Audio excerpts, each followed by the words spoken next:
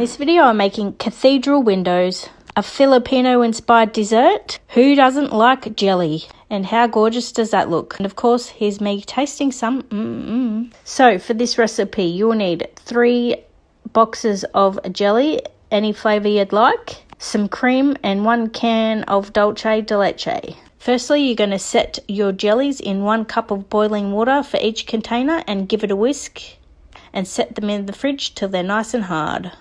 Now for the other ingredients, you will need 1 cup of milk. If you don't like milk, you can add juice. 3 tablespoons of gelatin, 1 cup and 1/3 of a cup of cream, and 1 tin of condensed milk caramel. Put all the wet ingredients in the pan and bring it to a boil. Give it a whisk, add the gelatin till dissolved, give that a whisk and put it in a jug to cool. Add the jellies, set in the fridge to cool, and how gorgeous does that look?